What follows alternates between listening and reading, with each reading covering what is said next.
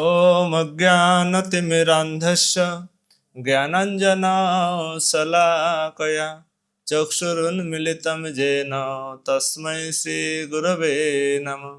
श्रीचैतन्यमनोभीष्टं स्थापितं येन भूतले स्वयं रूप कदा मह्यं ददाति स पदान्तिकं। वन्देऽहं श्रीगुरो श्रीयुतपदकमलं श्रीगुरुन् वैष्णवांश्च। श्रीरूपं साग्रजातं सहगना रघुनाथान्वितं तं सजीवं स्वाद्वैतं सावधूतं परिजनसहितं कृष्णचैतन्यदेवं श्रीराधा कृष्णपादान् सहगना ललिता श्रीविशाखान्वितांश्च। नमोऽयं विष्णुपादाय कृष्णप्रेष्ठाय भूतले श्रीमते भक्तिवेदान्त स्वामिनिति नामिने। नमस्ते सरस्वती देवे गौरवाणी प्रचारिणे निर्विशेष शून्यवादी पाश्चात्यदेशतारिणे। वाञ्छाकल्पतरुभ्यश्च कृपा सिन्धुभ्येव च पतितानां पावनेभ्यो वैष्णवेभ्यो नमो नमो। नमो महावदन्याय कृष्णप्रेमप्रदायते कृष्णाय कृष्णचैतन्य नाम्ने गौरतिसे नमः। हे कृष्ण करुणा सिंधु दीनबंधो जगत्पते गोपेश गोपिका कांत राधा कांत नमस्तुते।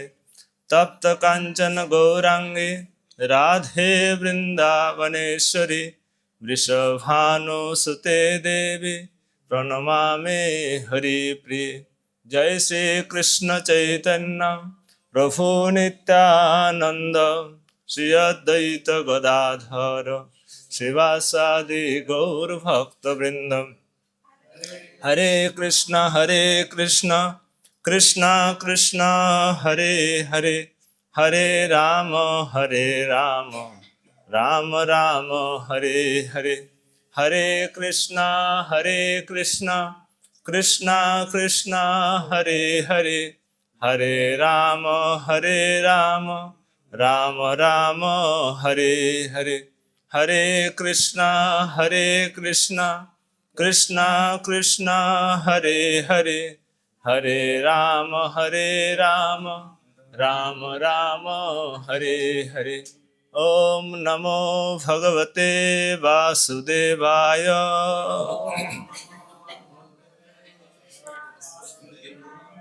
ओम नमो भगवते वासुदेवाय।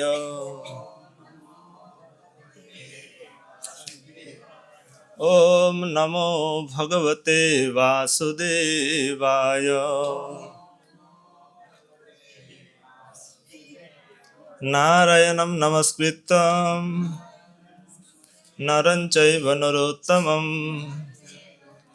देवीं सरस्वतीं व्यासं ततो जयमुदीरयेत्। नष्टप्रायेषु भद्रेषु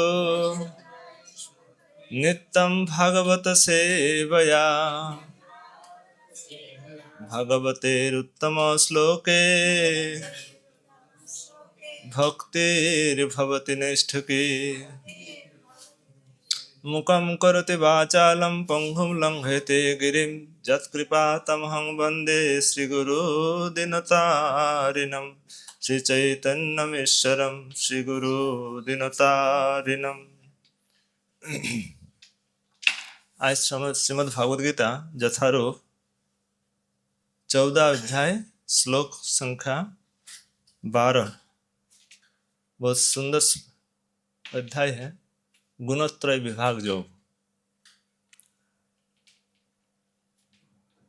लोभ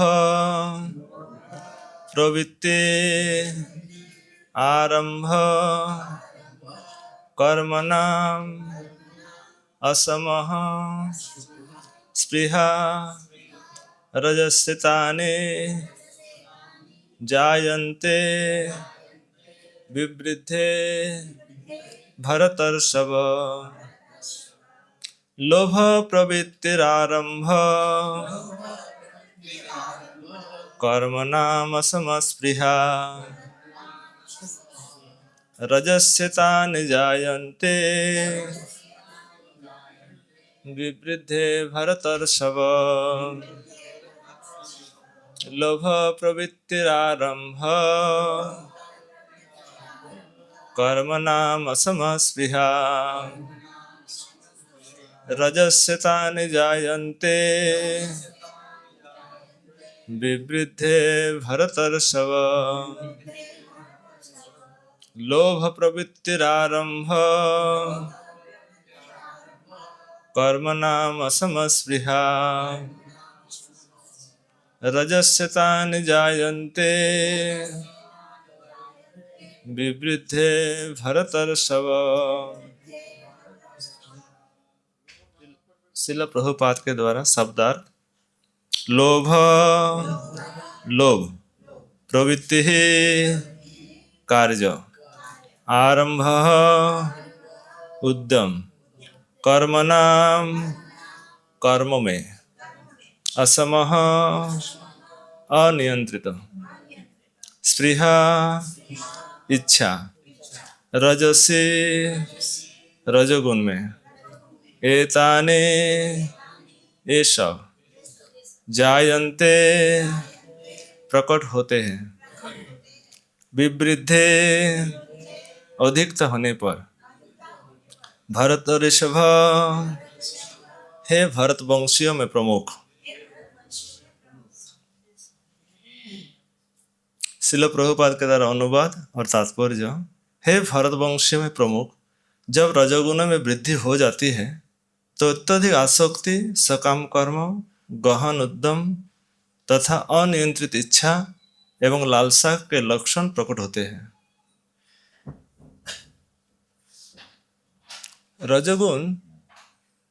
रजोगुणी व्यक्ति कभी भी पहले से प्राप्त पद से संतुष्ट नहीं होता। रजोगुणी व्यक्ति कभी भी संतुष्ट नहीं होते। वो अपना पद बढ़ाने के लिए लालायित रहता है। यदि उसे मकान बनवाना है तो महल बनवाने के लिए भरसक प्रयत्न करता है, मानो वो उस महल में सदा रहेगा। वो इंद्र तृप्ति के लिए अत्यधिक लालसा विकसित कर लेता है। उसमें इंद्र तृप्ति की कोई सीमा नहीं है। वो सदैव अपने परिवार के बीच तथा अपने घर में रहकर इंद्र तृप्ति करते रहना चाहते हैं। इसका कोई अंत नहीं है। इन सारे लक्षणों को रजोगुण की विशेषता मानना चाहिए। श्रील प्रभुपाद लिखते हैं यहाँ, जो रजोगुणी व्यक्ति है वो कभी संतोष नहीं होंगे, कभी संतुष्ट नहीं रह सकते।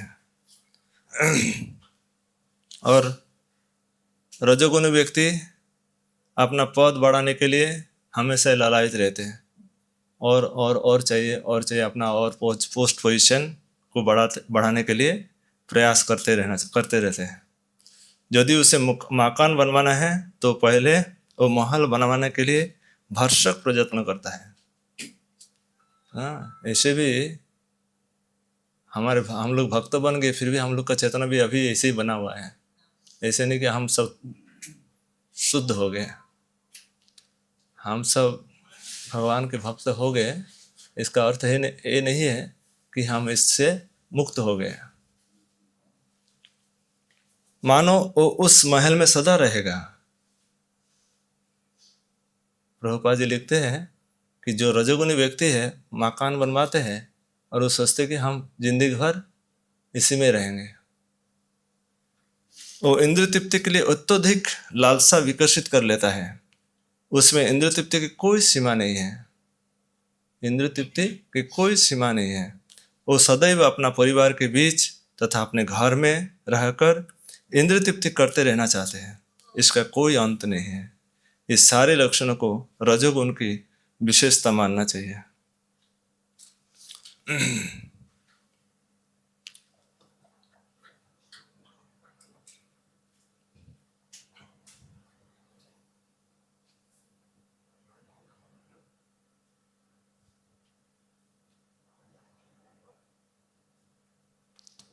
जो लोभ जो है,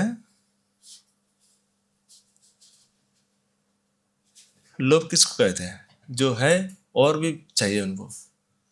लोभ निर्वाह की चीजें पास में रहने पर भी उनकी अधिक बढ़ाने की इच्छा का नाम लोभ है, और भी उसको बढ़ाने का नाम लोभ है। परंतु उन चीजों के स्वाभाविक बढ़ने का नाम लोभ नहीं है। स्वाभाविक कुछ वृद्धि हो रही है, जैसे अनाज, खेती में अनाज बोए हैं, अगर उसमें ज़्यादा वृद्धि हो रही है उसको लोभ नहीं कहा जाएगा। स्वाभाविक वृद्धि है, वो लोभ के कोटि में नहीं आएगा। जैसे कोई खेती करता है और अनाज पैदा कर ज़्यादा पैदा हो गया, व्यापार करता है तो उसका मुनाफा ज़्यादा हो गया, तो इस तरह पदार्थ धन आदि के स्वाभाविक बढ़ने का नाम लोभ नहीं है। लोभ कि हमारे जो नीड है, हमारे जो प्रयोजन है, उससे अधिक प्राप्त करने की जो इच्छा है, उसका नाम लोभ है। अब प्रवृत्ति किसको कहते हैं? लोभ प्रवृत्ति आरंभ। लोभ प्रवृत्ति किसको कहते हैं? न कार्य मात्र में लग जाने का नाम प्रवृत्ति है। जो कोई कार्य में लग जाना है, प्रवृत्ति कहलाएगा। किसी कार्य में लग जाना ही प्रवृत्ति है। परंतु राग देश रहित होकर कार्य में लग जाना दोष नहीं है। प्रवृत्ति दोष है, किसी रजोगुणी कर्मों में लग गया, ये प्रवृत्ति कहलाएंगे। राग देश रहित होकर किसी कार्य में लग गया, इसको दोषी नहीं कहा जाएगा, क्योंकि ऐसी प्रवृत्ति तो गुणातीत पुरुषों में देखा जाता है। जो गुणातीत है, त्रिगुणातीत है, उसमें इस प्रकार प्रवृत्ति देखा जाता है। जैसे हम लोग सुबह सुबह मंगला आ जाते हैं, भागवत प्रवचन में बैठते हैं, हाँ, सारा दिन भर भगवान की सेवा में लगे रहते हैं। प्रवृत्ति तो करते, कर्म तो करते रहते, सेवा में लगे हुए हैं। इसको देखिए, दो अवस्था है, एक भौतिक अवस्था है, एक पारमार्थिक अवस्था है। दोनों साइड का हम लोग विवेचना करेंगे। हाँ, प्रवृत्ति को क्या है? ना किसी कार्य में लग जाना ही प्रवृत्ति है, किंतु राग देश रहित होकर किसी कार्य में लग जाना ये प्रवृत्ति नहीं है।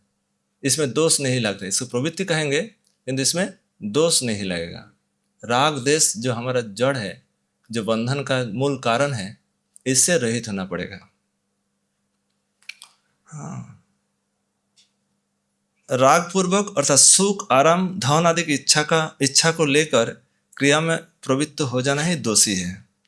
सुख, आराम, धन के लिए अगर कोई प्रवृत्ति, कोई क्रिया ये कर रहे हैं, तो उसको दोष माना जाएगा। आरंभ कर्मणाम, लोभ प्रवृत्ति आरंभ कर्मणाम।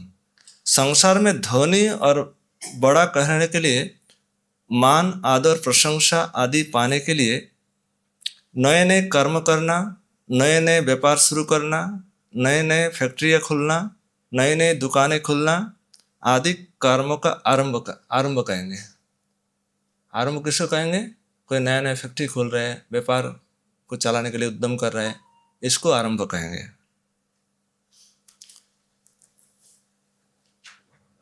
आप प्रवृत्ति आरंभ में क्या अंतर है? प्रवृत्ति किसको कहेंगे? प्रवृत्ति और आरंभ में अंतर है कि परिस्थिति के आने पर किसी कार्य में लग जाना, इसको प्रवृत्ति कहेंगे। परिस्थिति आया, किसी कार्य में लग गया। परिस्थिति मतलब कोई कुछ करना है, इसी को कहेंगे प्रवृत्ति। किसी परिस्थिति आने पर कुछ भी कर लेना, इसको प्रवृत्ति कहेंगे। और लोभ और संग्रह के कारण जो भी क्रियाएं करेंगे, उसको आरंभ कहेंगे। लोभ और संग्रह की इच्छा के नाम है आरंभ। हाँ, आरंभ और प्रवृत्ति में ये अंतर है।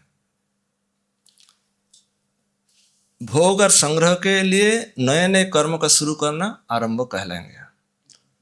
मनुष्य जन्म प्राप्त होने पर केवल भगवान की इच्छा से, हाँ, मनुष्य जन्म प्राप्त होने पर केवल भगवान की प्राप्ति के लिए जो भोग और संग्रह का उद्देश्य बिल्कुल ना रहे, केवल भगवान के लिए, भगवान की प्राप्ति के उद्देश्य से कोई भोग संग्रह का इच्छा ना रहे। इसी दृष्टि से भक्ति योग, इसको भक्ति योग कहेंगे। हमारे जो मनुष्य जन्म हम लोग किस लिए मिला? भगवत प्राप्ति के लिए मिला। और भगवत प्राप्ति का उद्देश्य क्या है कि मुझे भोग कैसे प्राप्त करेंगे ना, भोग संग्रह से दूर रहना पड़ेगा। भोग और संग्रह से जब तक दूर नहीं होंगे तब तक हम भगवत प्राप्ति से दूर रहेंगे। इसको गीता में कहा गया सर्वारंभ परित्यागी अनपेक्ष शुचि दुख उदासीन गतव्यथा सर्वारंभ परित्यागी। हाँ, इसको सर्वारंभ परित्यागी कहेंगे। ये जो शुद्ध भक्त का लक्षण 12 अध्याय में जो गिनाए हैं, अनपेक्ष शुचिर दुख उदासीन गतव्यथा, ये सब भक्तों का लक्षण है। वहाँ लिखे है सर्वारंभ परित्यागी। सर्वारंभ परित्यागी मतलब राग देश से रहित होकर, भगवत प्राप्ति के लिए लोभ संग्रह की इच्छा से रहित होकर भगवत प्राप्ति के लिए जो भी क्रियाएं करेंगे उसको सर्वारंभ परित्यागी कहेंगे। तो इस प्रकार से आरंभ कर्मणा, लोभ प्रवृत्ति आरंभ कर्मणाम, ये सभी आरंभ, ये सब कामना और वासना के चलते चल रहे हैं। कामना वासना जीव के अंदर भरा है। जैसे विवाह करना दोष नहीं है, विवाह आदि करना दोष नहीं है।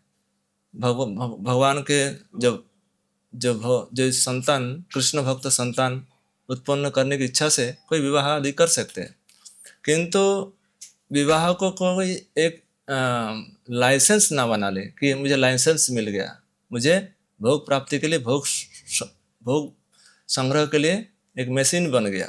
हाँ, ऐसे नहीं बनाए। उद्देश्य क्या है? कृष्ण भक्त संतान उत्पन्न करने के लिए विवाह का, यह जीवन नियंत्रित बनेगा। अगर इस प्रकार से चेतना नहीं बनाएंगे तो जीवन अनियंत्रित हो जाएगा। जीवन को नियंत्रित करने के लिए शास्त्र में जो आहार जो है पशु आहार करते हैं, जीव को हत्या करके खाते, इसके लिए भी नियंत्रित है। जैसे काली, जैसे अमावस्या के रात्रि में, घोर रात्रि में किसी जीव को हत्या करके काली को भोग लगा के उस मांस को आप खा सकते हैं, किंतु ऐसे जीव को हत्या नहीं कर सकते। जीव को हत्या करने की विधि है, उससे उसकी सद्गति होती है। इसी प्रकार भोग की जो इच्छा है जीवन को नियंत्रित करना, उतना ही माने जीवन को नियंत्रित करे कि धीरे धीरे से उसकी प्रवृत्ति ही कम हो जाए, मिट जाए। इसी प्रकार से जीवन को निर्वाह करना पड़ेगा। और असम, लोभ प्रवृत्ति आरंभ कर्मणाम असम स्पृहा। असम किसको कहेंगे? ना अंतःकरण में अशांति हलचल पैदा हो। जब तक मन शांत नहीं रहेगा, मन चंचल रहेगा, रजोगुण में रहेगा, तब तक मन अशांत रहेगा। अशांत, असम के अर्थ है मान जस प्रतिष्ठा प्राप्ति की जो लालसा, इससे मन चंचल रहेगा, इसी को असम कहा जाता है। जब मान जस प्रतिष्ठा जब तक नहीं मिलेगा, जैसे भक्तों के भी कभी कभी मान सम्मान पाने की इच्छा होती है, कहीं पे गए, माला अर्पण नहीं किए, माला नहीं पहनाए, सम्मान नहीं दिए, तो मन बड़ा अशांत हो जाता है। इसी से भी बचना पड़ेगा। असम कथा का अर्थ है कि ये सब नाम मिलने पर भी मन में चंचलता, हलचल पैदा ना हो, अशांति उत्पन्न ना हो। स्पृहा का नाम है, स्पृहा का नाम है इच्छा। जीव के, हर जीव की इच्छा है। हाँ, इच्छा को मिटाना है। जैसे प्यास लगने पर जल की, फिर जो सर्दी लग रहा है तो फिर कंबल की आवश्यकता है। वास्तव में भूख, प्यास, ये जो वस्त्र, इनका ज्ञान होना दोष नहीं है। इसको अगर प्राप्त कर कोई की इच्छा है तो इसमें दोष नहीं लगेगा, किंतु साधक को इस इच्छा का त्याग करना चाहिए, क्योंकि भी इस वस्तु के भी अधीन नहीं है। मैं किसी इच्छा के अधीन नहीं होना चाहिए। कहने का उद्देश्य ये है इच्छा भी बंधन करता है। इच्छा, किसी चीज की इच्छा करना, किसी चीज की प्राप्त करना, ये भी बंधन का कारण बनेगा। तो इसलिए रजस शैतान, इसमें देखिए 3 चीज है आपको। पहले सत्वगुण, रजोगुण, तमोगुण, ये 3 गुण। गुण का अर्थ है बंधन। किसी चीज, जैसे गोरु खुला खुला है, किसी गोरु को खुला छोड़ दिया तो पूरा घूमते रहेंगे। फिर किसी खोटी में एक खोटी में बांध दिया, खोटी में बांध दिया, इसका क्या न, वो उतना ही तक खा सकते, अपना घास ग्रहण कर सकते जहां तक उसका खुला है। फिर 2 खोटी में बांध दिया, फिर उतना कम हो जाएगा। फिर तीसरा खोटी में बांध दिया, फिर तमोगुण की और कम हो जाएगा। इसमें सत्वगुणी भी बंधन है, रजोगुण भी बंधन है और तमोगुण भी बंधन है। तो रजोगुण, सत्वगुण जो है जब बढ़ जाता है तो रजोगुण और तमोगुण घट जाता है। जब रजोगुण बढ़ जाता है तो सत्वगुण और तमोगुण घट जाता है। जब तमोगुण बढ़ जाता है तो सत्वगुण और रजोगुण घट जाता है। अभी आज का जो श्लोक है, आज रजस शैतान जायन्ते विवृद्धि भर, जब रजोगुण बढ़ जाता है उस पुरुष का क्या लक्षण है, रजोगुणी पुरुष का क्या लक्षण है, आज इसी श्लोक में चर्चा है। जो रजोगुणी पुरुष को आप कैसे पहचानेंगे, उसका लक्षण क्या है, जो सत्वगुण की पहचान कैसे होगा, रजोगुण की पहचान कैसे करेंगे, आज तमोगुणी की पहचान कैसे करेंगे। तो जो रजोगुणी व्यक्ति है उसका लक्षण है कि वो लोभी होंगे, वो जितनी आवश्यकता है उससे अधिक प्राप्त करने की इच्छा करेंगे, इसको लोभ कहेंगे। लोभ प्रवृत्ति आरंभ, प्रवृत्ति माने किसी कार्य में लग जाना, इसको प्रवृत्ति कहेंगे। लोभ प्रवृत्ति आरंभ, आरंभ का अर्थ है कि जैसे लोभ और संग्रह की इच्छा है, इसको आरंभ कहेंगे। अब प्रवृत्ति और आरंभ में यही अंतर है, किसी कार्य में लग जाना इसको प्रवृत्ति कहेंगे, और किसी उद्देश्य से लोभ संग्रह की इच्छा से जो क्रियाएं की जाएगी उसका नाम है आरंभ। लोभ प्रवृत्ति। देखिए रजोगुण की उत्पत्ति कहाँ से, जब अर्जुन ने पूछा है प्रभु जीव पाप करना नहीं चाहते, कोई सी जीव की इच्छा नहीं वो पाप करे, किंतु फिर भी वो पाप कर्म में प्रवृत्ति हो जाती है, पाप कर्म में लग जाते हैं, उनका मन पाप में खिंच जाता है। तो पाप वो क्यों करता है, तो भगवान ने क्या उत्तर दिया, काम ऐसा क्रोधो ऐसा रजोगुण समुद्भव। ये जीव काम और क्रोध में प्रवृत्ति होती है, इसका रजोगुण कारण है। तो इस रजोगुण से बचाना है जीवन को। हमारे जीवन का लक्ष्य है रजोगुण, सत्वगुण और तमोगुण, तीनों गुणों से उत्तीर्ण होना। इसलिए भगवान गीता से भगवान स्वयं कहे, त्रैगुण्य विषय वेदा निस्त्रैगुण्य भवार्जुन। हे अर्जुन, तुम तीनों गुणों से अतीत हो जाओ, निस्त्रैगुण्य भवार्जुन। जब तक तीनों गुणों में रहेंगे तब तक आपका बंधन बना रहेगा। जैसे सोने का चेन से कोई बांधा है, कोई चांदी के चेन से बांधा है, कोई लोहे का चेन से बांधा है, बांधा तो सभी है, कोई बंधन से मुक्त नहीं है। तो तीनों बंधन है, किंतु तीनों बंधन से लंघना है, तीनों बंधन से अतिक्रम करना है। तो वो कैसे करेंगे, वो एकमात्र संभव होगा भक्ति मार्ग में। जो लोग हरिनाम करते हैं, हरे कृष्ण महामंत्र जप करते हैं, वो धीरे धीरे से तीनों गुणों, पहले गुणों को पहचाने, कैसे वो गुण कैसे जीव के बंधन में डालते हैं। जब आप जो जो जो रोग है, अगर रोग को नहीं पहचानेंगे तो उसको इलाज कैसे करेंगे। पहले रोग को जाने, हमारे जीवन, हमारा रोग क्या है, हमारे उन्नति में बाधा क्या है। जब तक हम नहीं जानेंगे तब तक उसका इलाज नहीं कर पाएंगे। तो इसीलिए रजोगुण, तमोगुण और सत्वगुण, ये 3 को हमारे जानना पड़ेगा हम किस गुण में है। तो जो रजोगुणी व्यक्ति है उसमें 5 लक्षण है। जो रजोगुणी व्यक्ति है उसका 5 लक्षण है। लोभी, उसके बाद उसकी प्रवृत्ति, जैसे कोलकाता में बड़े बड़े दुर्गा मंडप बनाते, जानते, 6 महीना 8 महीना 10 महीना पहले से शुरू कर देते। लक्ष्य क्या है कि हमारा मंडप 1 नंबर बने, 1 नंबर प्राइज, फर्स्ट प्राइज हमको ही मिले, किसी को ना मिले। तो इसलिए बहुत मेहनत करते, पूरा लाखों करोड़ रुपए खर्चा करते एक मंडप में, ऐसे हजारों मंडप बनाते।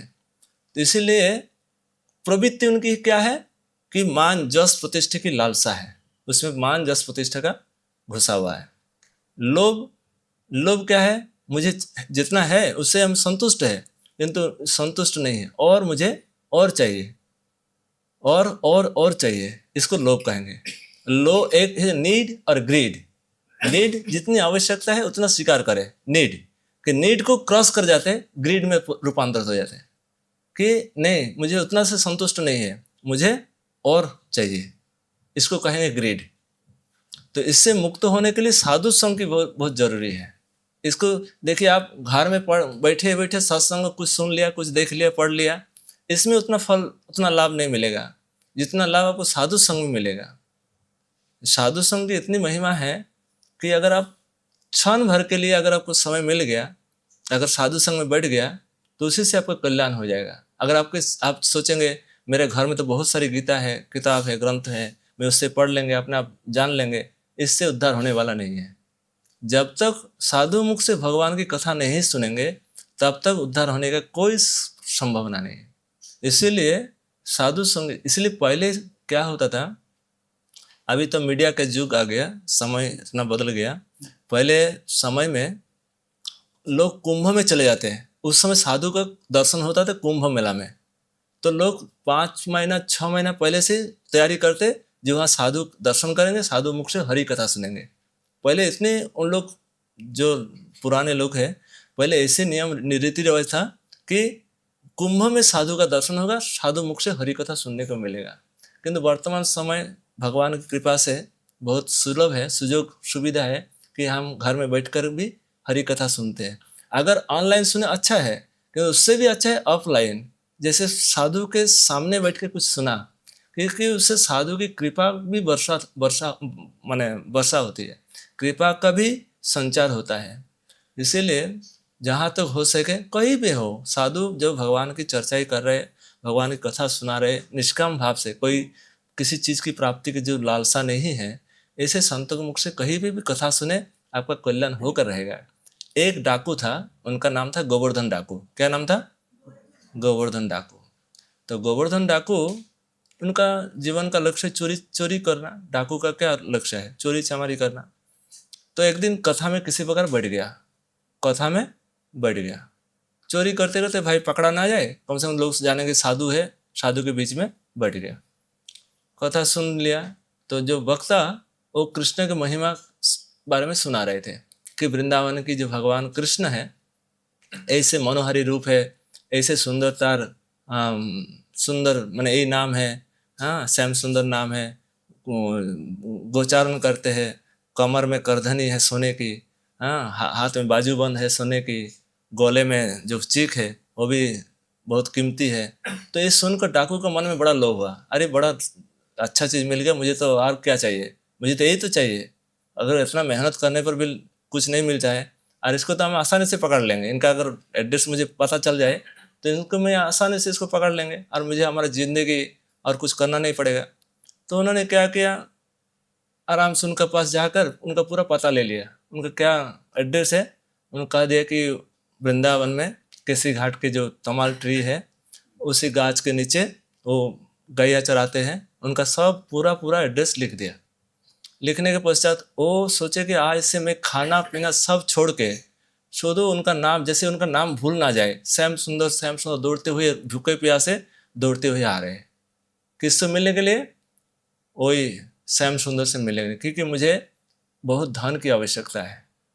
इसी लालसा से आते आते जब पूछने लगे, भाई केसी घाट का वृंदावन कहाँ है, वृंदावन के पास केसी घाट कहाँ है, केसी घाट के बाद ऐसे ऐसे श्यामला शरीर है, ऐसे और भी राखाल है, और भी गोवालय हैं, हाँ ऐसे उनका पूरा कॉपी करते हुए जो सुना था उस पूछ के आ रहे।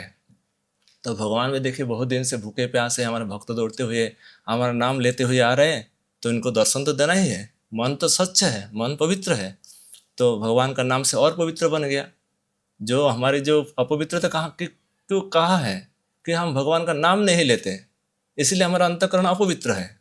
जैसे हम नाम लेते रहेंगे, आपका देखना धीरे धीरे से ना हृदय जो प्रवृत्ति है वो खत्म हो जाएगा, जो इच्छाएं है वो खत्म हो जाएगा। आप कभी भी बृहद भागवतामृत में एक जगह है, भगवान शिव वैकुंठ का वर्णन कर रहे हैं, नारद से कहे कि नारद तुम वैकुंठ में जाओ, वहाँ भगवान के प्रिय भक्त हैं सब। तो नारद जी जा रहे, उस समय जब नारद जी गए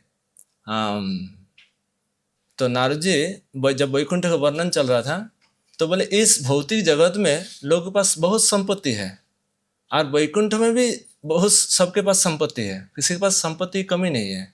यहाँ के लोग जो है, यहाँ जो संसार के लोग हैं, इसे फंस जाता है, इसको अंगीकार कर लेते हैं, इसमें इसके चपट में इसके गुलाम हो जाते हैं।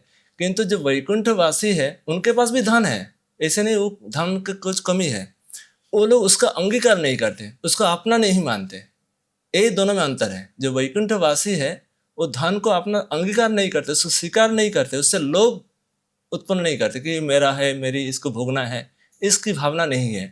तो इस प्रकार से जब भगवान श्री कृष्ण देखे हमारे भक्त गोवर्धन हमारा नाम लेते हुए दौड़ते हुए आ रहे भूख प्यास से, तो इनको दर्शन देना है। भगवान की इच्छा होती है कि अपने प्यारे भक्तों को दर्शन देना है। भगवान के सामने कोई छोटे बड़े नहीं, कोई जात पात के विचार भी नहीं है, सब अपना ही प्रभु मानते हैं, सब अपना ही संतान। ममई वांश जीव लोके जीवभूत सनातन, सभी उनकी संतान है। तो गोवर्धन डाकू को उस दर्शन देने के लिए तैयार हो गया। तो जैसे देखे कि भगवान बांसुरी बजा रहे, गोचारण करते हुए ग्वालों के साथ, बच्चों मन रखालों के साथ, तो देखे ठाकुर जी बहुत सुंदर सुंदर एकदम चमकीले सोने हीरा धारण करते हुए ऊपर जो पेड़ है, पेड़ के ऊपर बैठे हैं। तो गोवर्धन ने देखे अच्छा तो पूरा आज यार कोई जाने की आवश्यकता नहीं, वो सीधा उनको बुलाया, आज नीचे आइए पहले, उसके बाद बात करेंगे। तो ठाकुर जी भोले भाले अपने भक्तों से मिलने के लिए नीचे आ गए। तो गोवर्धन सोचे कि और कोई है भी नहीं, पूरा मन भर के पूरा अपना जो वस्त्र है उतार करके एक एक चीज़ को खोल रहे, उसमें डाल रहे, खोल रहे डाल रहे, कि भगवान को पूरा अंग आभूषण सब लेते जा रहे। तो कुछ समय के बाद उनका मन बदल गया कि अरे प्रभु को देखने में बड़ा सुंदर लग रहा था, इसको लेने से कोई फायदा नहीं है। तो वो रो पड़े कि प्रभु मुझे ये चीज़ चाहिए, नहीं चाहिए, आपका ऐसे सुंदर जो चितवन है, इतना सुंदर जो रूप है, हमें से मुझे दर्शन मिलता रहे। उनका मन में ये लालसा बन गया। तो इसी प्रकार जब आप हमारी मन में लालसा है, भौतिक वस्तु प्राप्त करने की इच्छा है, इस इच्छा तभी बदलेगा जब हम भगवान के नाम को ग्रहण करेंगे, साधु संग करेंगे। आप देखना आपका जो इच्छाएं है, हम जो हृदय में हलचल है, हृदय में जो माने कमी है, वो कमी हट जाएगा, कमी दूर हो जाएगा जब आप भगवान के नाम लेते रहेंगे, भगवान के भक्तों के संग करते रहेंगे। धामों में यहाँ तो वैष्णव के खेत है, यहाँ तो वैष्णव ही वैष्णव है, सब भक्त ही भक्त है।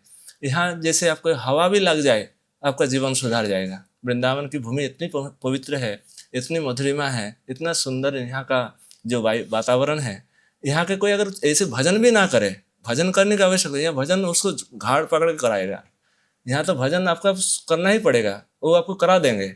यहाँ की हवा में इतनी इतनी इतनी मतलब ये है, शक्ति है, वो आपको भजन करा कर ही छोड़ेगा। इसीलिए हम सबका एक ही लक्ष्य रखना है कि मुझे किसी प्रकार से प्रभु का नाम ग्रहण करना है, भक्त संग में भाग लेना है। हमारे जो दोष है, लोभ है, प्रवृत्ति है, असम माने भोग संग्रह की इच्छा जो है, स्पृहा है, स्पृहा सब मिट जाएगा, कुछ भी नहीं रहेगा। तो अगर हमारी बीमारी ठीक हो जाए वो अच्छा है कि नहीं, बीमारी को लेकर डोलते रहेंगे वो अच्छा है। हाँ, बीमारी को हटाना ही जीवन का लक्ष्य है। हमारी बीमारी क्या है? ये लोभ बीमारी है। ये लोभ बड़ा खतरनाक है, ये बार बार आपको घुमाते रहेंगे। पुनरपि जननम पुनरपि मरणम पुनरपि जननी जठरे शयनम। देखिए यहाँ तक एक पॉइंट गया, दूसरा स्थिति पे आए। आप भक्ति कर रहे हैं, आप मान लीजिए आप भक्ति हरिनाम करना शुरू कर दिया, एक नंबर में आप यहाँ तक आ गए कि मुझे भक्ति करना है, हरिनाम करना है, साधु संग करना है। अभी आपका मन में क्या आया कि मैं भक्ति तो कर रहे हैं, किंतु हमारे जीवन का लक्ष्य है भोग संग्रह, जीवन का मान सम्मान, जस प्रतिष्ठा, इसके लिए मैं भक्ति कर रहे हैं। हमारे घर के इतना सुंदर सजाएंगे, ठाकुर जी इतना सुंदर ये करेंगे, मतलब इतना सुंदर से सुंदर रूप से भक्ति करेंगे जैसे लोग सोचेंगे माने एक रजोगुण की वृद्धि के लिए आप भक्ति कर रहे हैं, अपने नाम कमाने के जस प्रतिष्ठा के लिए भक्ति कर रहे हैं। ये भी एक भक्ति है, गुणीभूता भक्ति। फिर 2 नंबर, किसी को मरवाने के लिए, किसी को हत्या के लिए आप भजन कर रहे हैं। आप हरिनाम कर रहे हैं किस लिए? उनका मौत हो जाए, उनका व्यापार में घाटा लग जाए, उनका सत्यानाश हो जाए, ये भी एक भक्ति है। ये तमोगुणी भक्ति है। हाँ, और कोई सतोगुणी भक्ति क्या है? ना मुझे मोक्ष मिल जाए, हाँ मुझे मोक्ष मिल जाए, ये भी बंधन कारण है। मोक्ष मिलना अच्छा बात नहीं है। हाँ, इसीलिए ये भी भक्ति के से दूर रहना पड़ेगा कि मुझे, इसलिए साधु संग करने से इसको भी आप पहचानेंगे कि मुझे कौन सी भक्ति में कर रहे हैं। ये गुणीभूता भक्ति, इससे भी दूर रहना पड़ेगा। तो हम लोग जो भक्ति करते हैं उसका नाम है शुद्ध भक्ति, केवला भक्ति अथवा प्रधानीभूता भक्ति, जिसमें भक्ति ही भक्ति है, उसमें किसी प्रकार की गुणों का मिश्रण नहीं है, वहाँ किसी प्रकार गुणों की मिश्रण नहीं है। तो इसी ऐसी भक्ति को आपको जीवन में अपनाना है कि मुझे शुद्ध भक्ति। शुद्ध भक्ति का लक्षण क्या है? अन्नाभिलाषिता शून्यम ज्ञान कर्मादि अनावृतम आनुकूल्येन कृष्णन शीलनम भक्तिरुत्तमा। माँ जसोदा अपने संतान कृष्ण के लिए गोद से उठा कर, माने ठाकुर जी दूध पी रहे, स्तन पी रहे, स्तन का पी रहे, दूध पी रहे। तो उसी समय माँ देख रही है कि जो पद्मगंधा गाय की दूध जो उन्होंने उनान में, जो चूल्हा में जो गर्म होने के लिए दिया, वो क्या है, उफान आ गया। तो उसको उतारने के लिए, उसको बचाने के लिए माँ जसोदा ने क्या किया, कृष्ण को गोद से रख कर, नीचे रख कर उसको रखने के लिए चले गए। तो भगवान कृष्ण को बहुत गुस्सा आया कि देखिए हमसे भी ज़्यादा महत्व दिया दूध को, किंतु यह माँ की अनुकूल, कृष्ण के अनुकूल के लिए, कृष्ण की प्रियता के लिए, कृष्ण के सुख के लिए किया। यहाँ जो भक्ति है, माँ कृष्ण जो ये दूध मिलेगा नहीं, ये दूध बहुत ही कीमती दूध है, अगर ये दूध नष्ट हो गया तो हमारे लाला कृष्ण भूखे रहेंगे।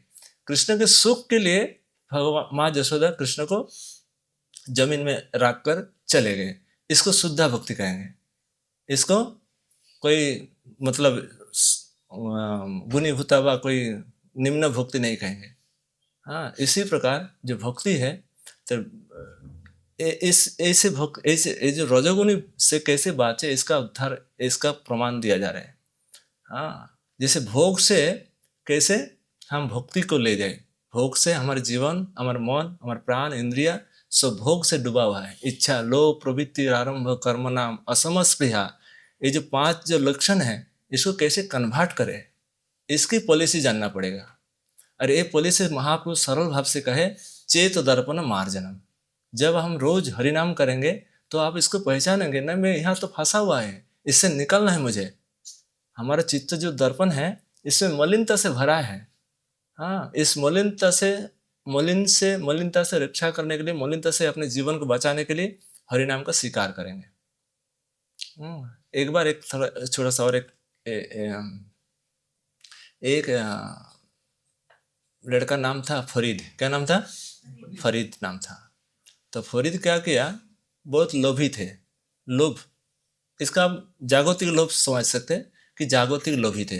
गुड़ के प्रति, छोटा बच्चा मिठास के प्रति लोभी होते हैं, तो लोभी थे। तो उनका हमेशा मीठा चाहिए। लोभ माने लोभी व्यक्ति क्या, हमेशा भोग चाहिए। तो बच्चा का हमेशा वो मीठा मांगते, माँ मुझे मिठास दीजिए। और बच्चा मीठा कहाँ से बार बार रोज रोज कहाँ से मिलेगा, कहाँ से आएगा। तो माँ की इच्छा कि अगर बेटा रोज हरिनाम करे तो राम जी तुझे मिठास दे जाएगा। माँ ने इस शिक्षा दे दिया। क्या शिक्षा दिया?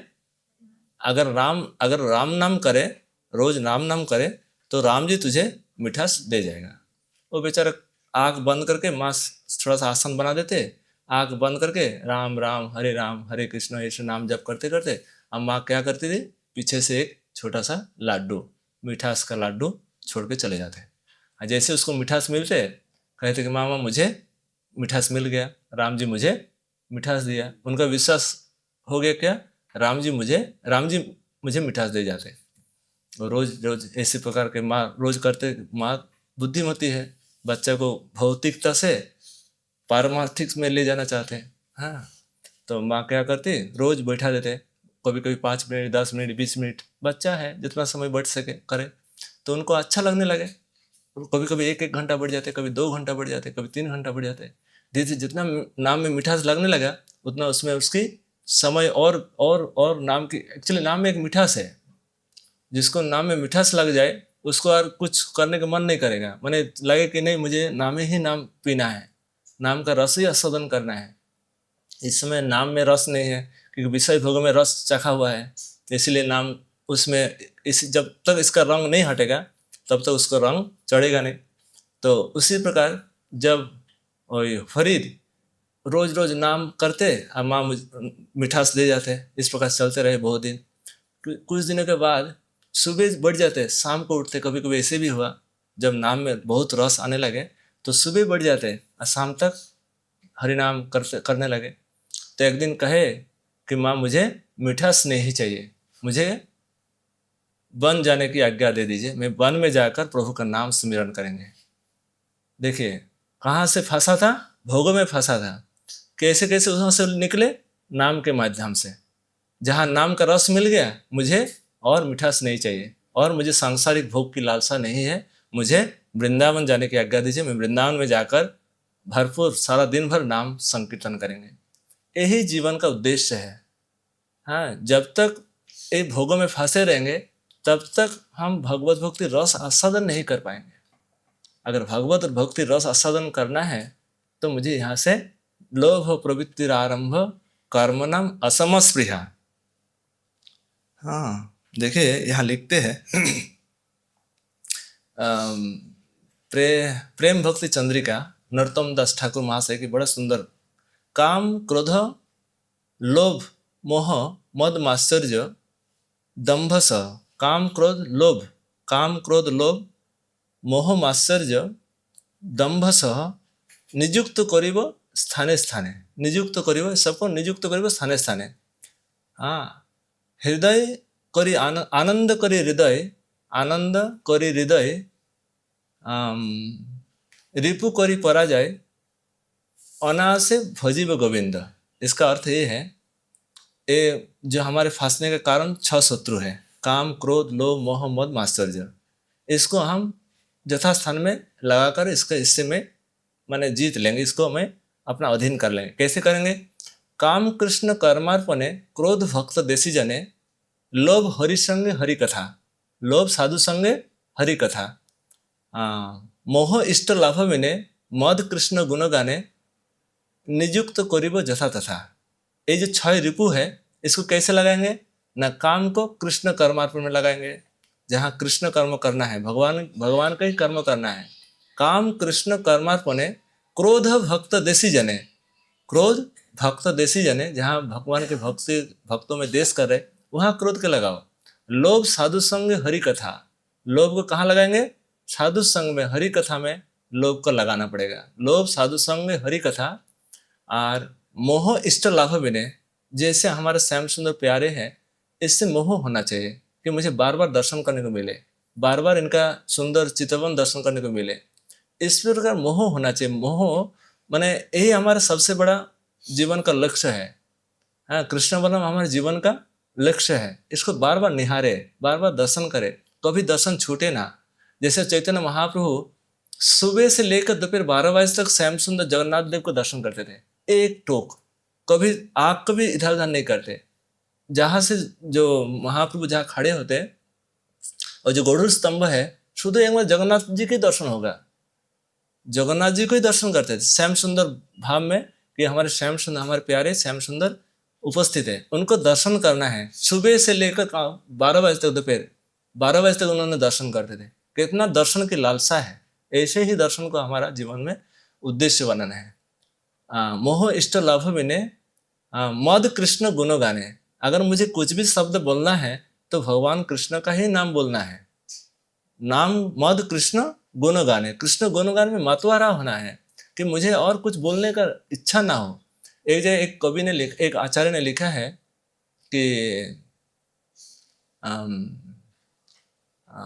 जो रसना काटो जो अन रटो निरखी अन फुटो नयन श्रवण फुटो अन सुनो राधा जस व्यान। उनका भाव है, अगर रसना काट जाए तो कट जाए, जीवा में और कुछ नाम ग्रहण नहीं करेंगे। रसना काटो जो अन रटो, रसन से और कुछ रोटेंगे नहीं और कुछ बोलेंगे नहीं। रसना काटो जो अन रटो निरखी अन फुटो नयन। अगर नयन फूट जाए तो फूट जाए, किंतु एकमात्र हमारे प्यारे श्याम सुंदर का ही दर्शन करें। हमारे आराध्य जो इष्ट है उनको ही दर्शन करेंगे। निरखी अन फुटो नयन श्रवण फुटो अन सुनो।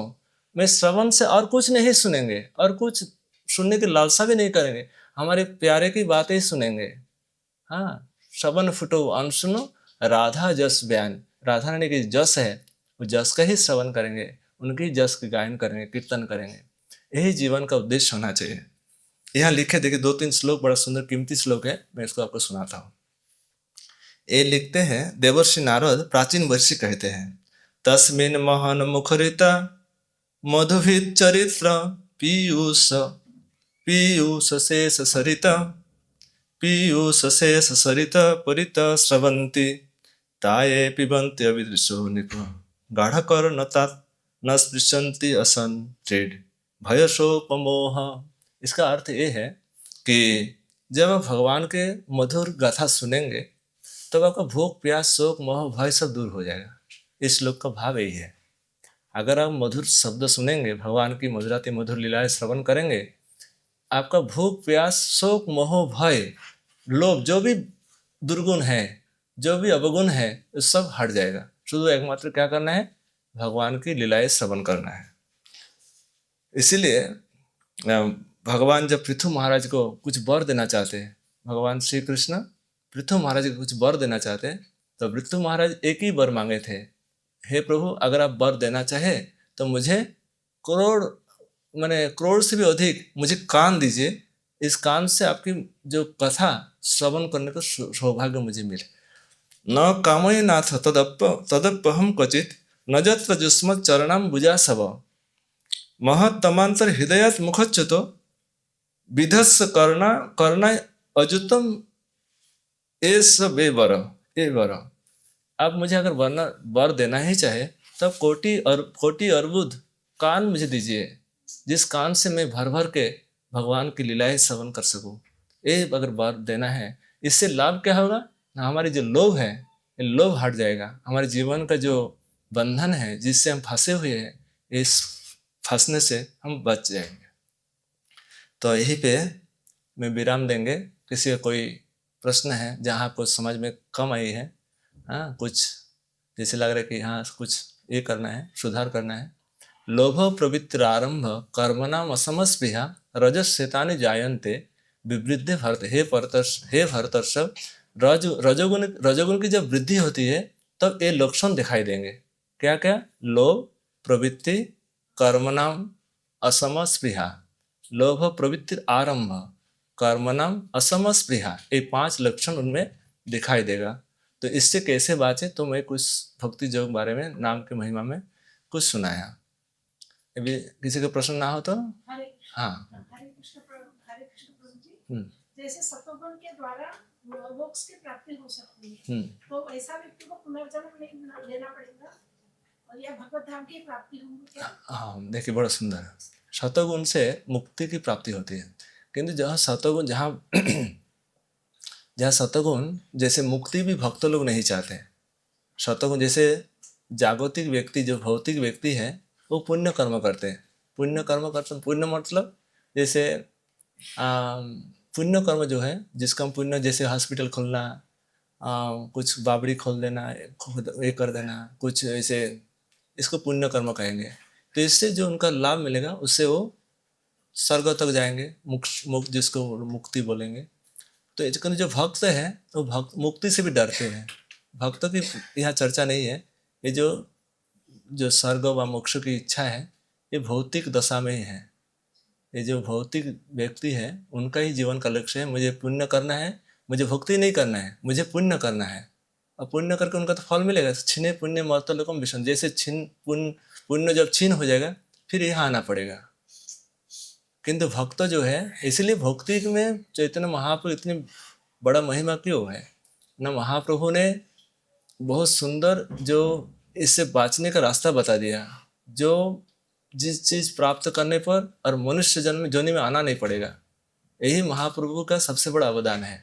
जो अगर कोई हरिनाम ग्रहण करे, भक्ति का स्वीकार करे, तो उसको और भव बंधन में वो गिरेगा नहीं। इस लक्षण, हाँ। तो इसलिए आज का श्लोक बड़ा सुंदर है। लोभ प्रवृत्तिरारंभ कर्मणाम असमस्पृहा रजस्येतानि जायन्ते विवृद्धे भरतर्षभ। हे भरतर्षभ, जब लोभ की वृद्धि होती है तो उसमें ये लक्षण दिखाई पड़ेगा। अगर हम लोभी है, हमारा रजोगुण है, तो हमारे ये लक्षण दिखाई पड़ेगा। लोभ, अधिक संग्रह करने की इच्छा, प्रवृत्ति, कर्म में प्रवृत्ति, आरंभ, लोभ और संग्रह की इच्छा, असम स्पृहा, इच्छा, इसको जीवन से हटाना है। हटेगा ऐसे कोई नहीं, कोई ऐसे कोई डिटर्जेंट पाउडर नहीं कि इसको हटा देंगे आप। इसका कोई एसिड नहीं कि इसको धो देंगे। ये बड़ा कठिन चीज़ है, बड़ा सरल भी है, बड़ा कठिन भी है। सरल ये है कि अब धीरे धीरे अगर आपको समय है, रोज 10 बार 20 बार हरिनाम करिए कि हमारे परिवार के कल्याण के लिए हम 10 बार हरिनाम करेंगे, 100 बार हरिनाम करेंगे। आप देखिए सुबह सुबह सर्वनाम करते रहिए, अब कब आपका ऐसी दशा से आप ऊपर आ गए आपको पता भी नहीं चलेगा। इतना आसान तरीका है। अगर आप नहीं करेंगे, अगर आप सोचेंगे हमारे शरीर में जोर है, ताकत है, मैं इससे बच जाएंगे, कभी बच नहीं पाएंगे इससे। तो सरल उपाय महाप्रभु ने, चैतन्य महाप्रभु इसलिए कहा गया महावदान्य अवतार। चैतन्य महाप्रभु बड़े महावदान्य, इससे कोई और ऐसे अवतार और ऐसे कोई प्रभु और मिलेगा नहीं। इसलिए प्रभु की जो आज्ञा है इसको पालन करें। श्रील प्रभुपाद की। आज जनार्दन महाराज की कथा है, आप लोग अवश्य रहिएगा, सुनिए, बड़ा सुंदर अनुभवी महापुरुष है। हरे कृष्णा कृष्ण कृष्ण हरे हरे, हरे राम राम राम हरे हरे। Hare Krishna कृष्ण कृष्ण हरे हरे, हरे राम राम राम हरे हरे। हरे कृष्ण कृष्ण